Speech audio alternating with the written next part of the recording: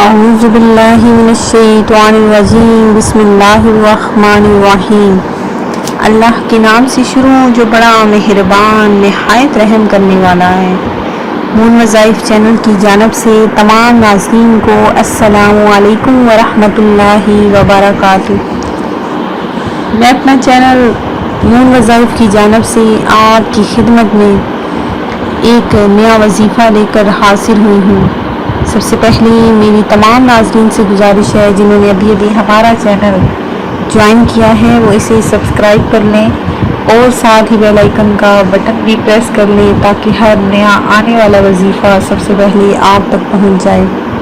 فرمان مصطفیٰ صلی اللہ علیہ وآلہ وسلم ہے کہ جس کے پاس میرا ذکر ہو اور وہ مجھ پر درود شریف نہ پڑھے تو وہ لوگوں میں سے کنجوس ترین شخص ہے۔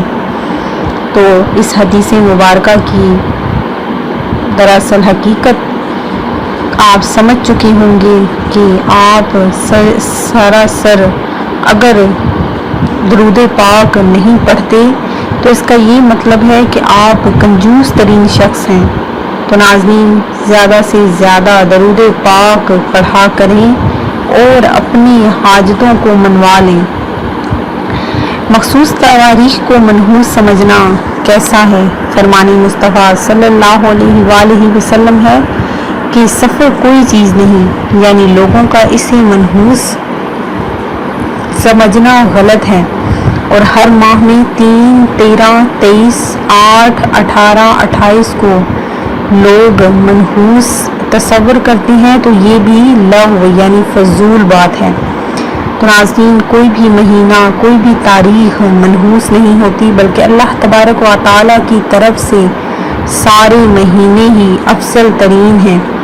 تو ناظرین اپنے ذہن میں کوئی بھی شک و شبہ مت رکھا کریں، کسی بھی قسم کا کوئی بھی وہم نہ بنایا کریں کہ اس تاریخ کو یہ ہوگا، اس مہینے میں یہ ہوگا۔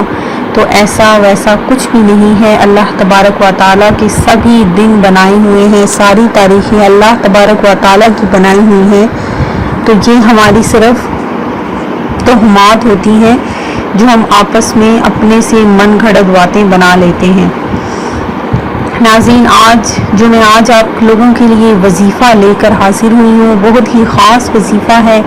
مال و دولت میں برکت کے لیے، مال و دولت کی خزانے انشاءاللہ عز و جل آپ کو ملیں گے، رزق ہی رزق آپ کے پاس آ جائے گا۔ تو ناظرین آپ نے یہ وظیفہ کرنا ہے، بہت ہی آسان سا وظیفہ ہے۔